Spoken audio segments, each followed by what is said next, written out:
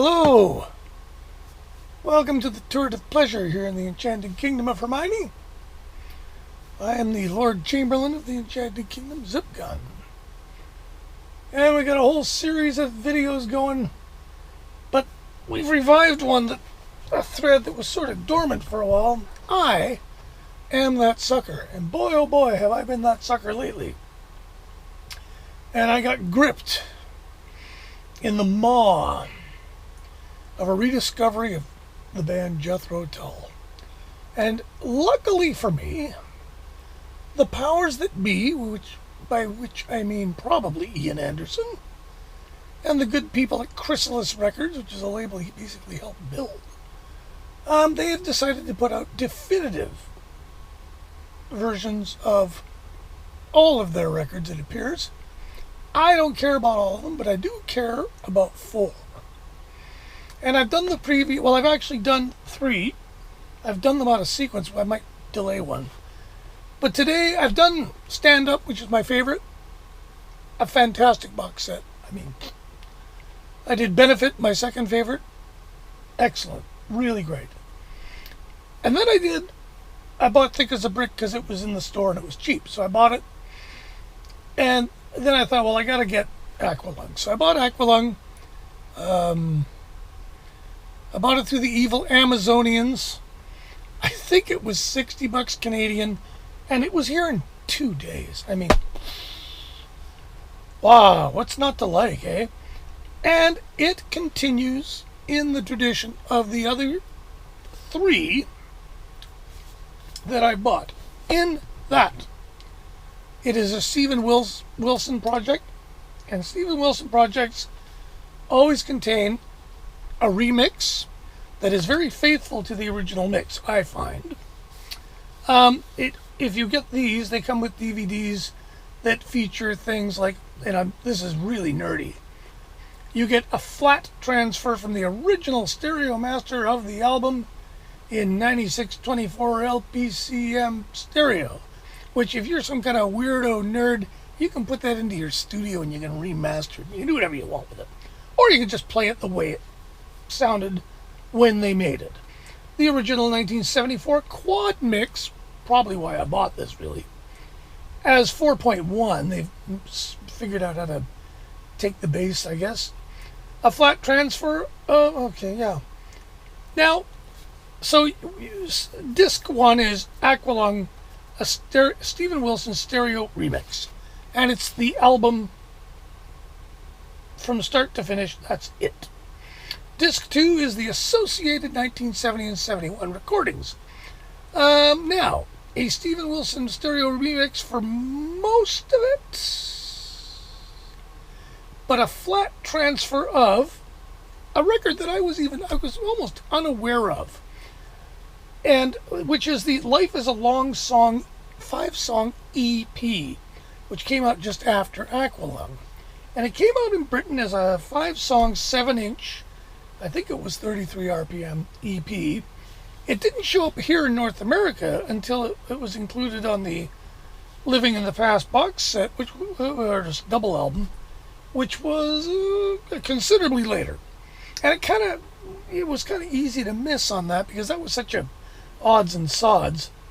This was an actual release that was sort of put in there to, in between Aqualung and what came after, which of course was Thick as a Brick. And it's a uniquely English thing to do. And we will get to that in a minute. There is also on this, you have a couple of mostly stuff that is, there's a song called Lick Your Fingers Clean and a song called Just Trying to Be. And I think that was a single that came out before Aqualung. It's not really obvious here. And then there's My God early version, Wondering Aloud early version, Wind Up early version, Slipstream Take 2, stuff that I don't really care about.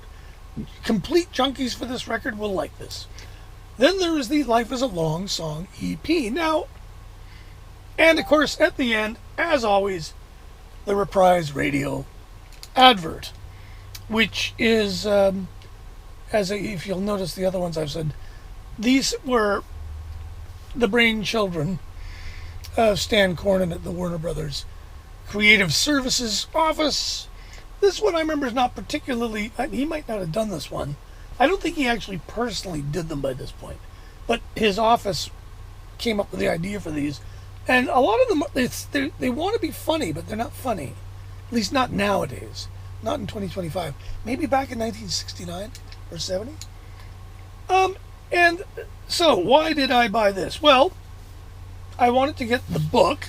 And again, the book is, it's with these 4 boxes now. I have a really excellent book about this period of time of Jethro Tull that I really care about. And this book isn't as good as some of the other ones. They were all done, this was done in like 2016. This might have been one of the earlier ones. So you can sort of see them working it out as they go through them. But it's still a pretty good book. And the EP features 5 songs. The title song, Life is a Long Song, which I think did okay in the charts in England. I vaguely remember that song. But the other 4 songs are, and they are, to be sure, minor songs. Except, they're in the middle, like in the last place you'd look. Second to last song on the second side. Real short little instrumental called From Later. That is their prog rock masterpiece. And it says here, written by Ian Anderson. I'll bet the whole band wrote this one. But it's a delight. And it's just this little blast of what made this band a good band. And they're totally showing off, kind of, and it's all these riffs. There's a couple of great little dissonances, but it's pure, like Gentle Giant style prog. Chrysalis signed Gentle Giant.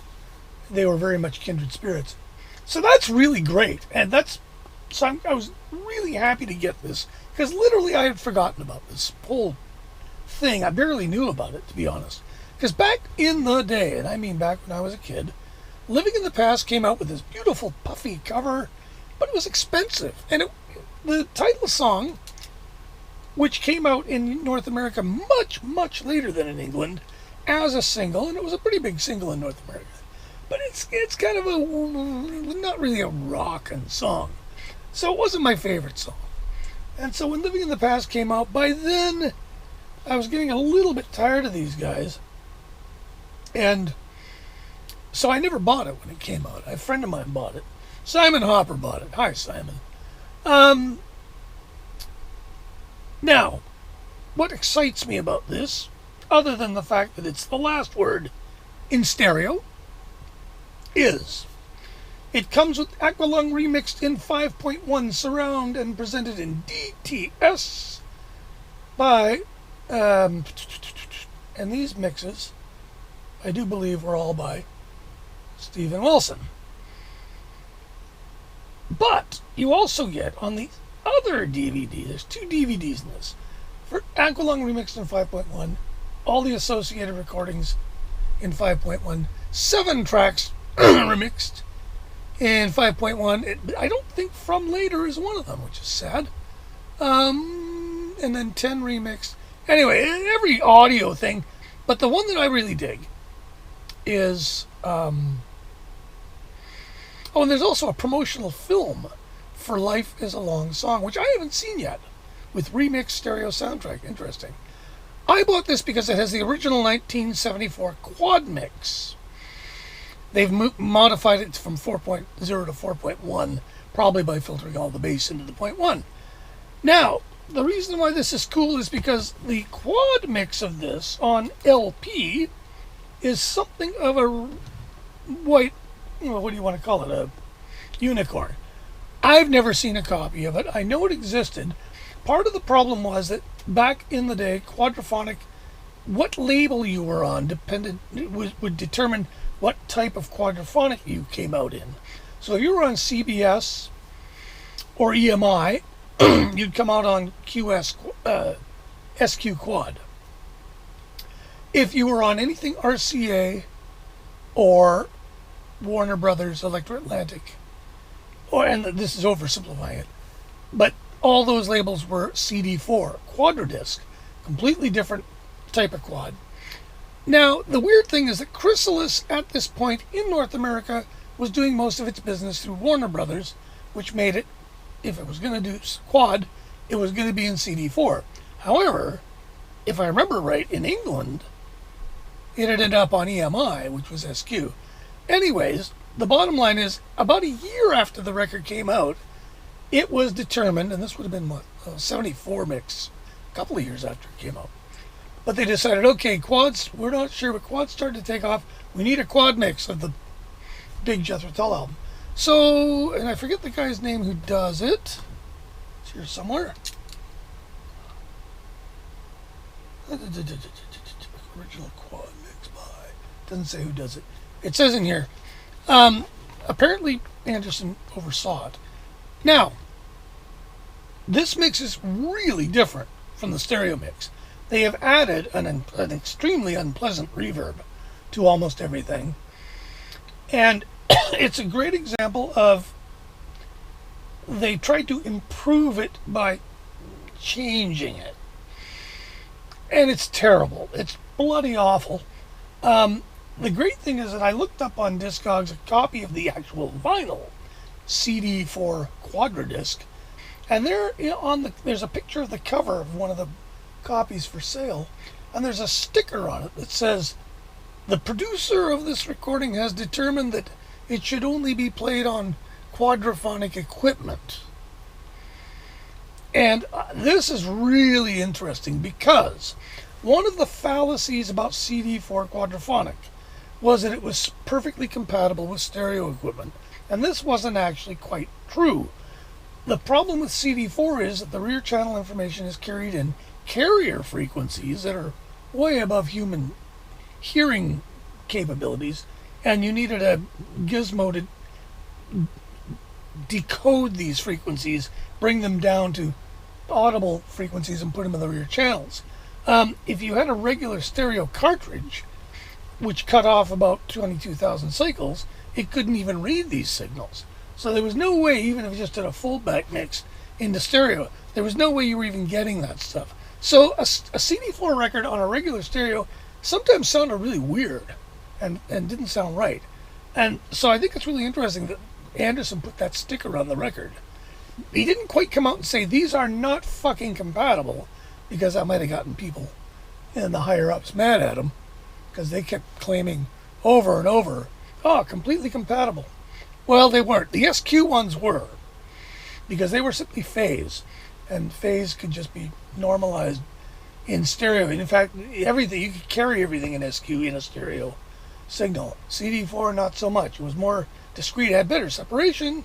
It was much more picky with record pressings during an era when record pressings were garbage. And of course, so I could have gone the route of buying the expensive, collectible CD4 record and playing it on my kind of not very good quadraphonic system, and heard for myself the mix that is there, which is kind of horrible. But instead, I saved myself a lot of trouble by buying this. And the great news is that the 5.1 mix is great. It's Steven Wilson mix. He doesn't try to make anything that it already is. He doesn't try to make it any more than that. He just moves some things around. And it's great. It's a wonderful 5.1 mix. Highest recommendation, I'm going to give this about a 93, because the book could be better. I think this was one of the earlier ones, and they didn't quite have it together enough to it's not as cohesive as the other ones. A minute quibble: if you love Aqualung, you have a surround system, you gotta have this. It's just great. It's still a good record. I'm starting to base all my likes and dislikes of Tull records on number of riffs, and this has more riffs than I remember. There's some good ones. There's what is it? Up to Me. Up to Me is the first acoustic electric Tull song because it's mostly acoustic. But then you got Martin Barr with his wah wah. It's fantastic. It was the beginning of a new era for these guys, and it kind of, as it got going, I lost interest. But at this point in time, it's still very effective. And there I am. I'm not sucker. I'm not buying any more.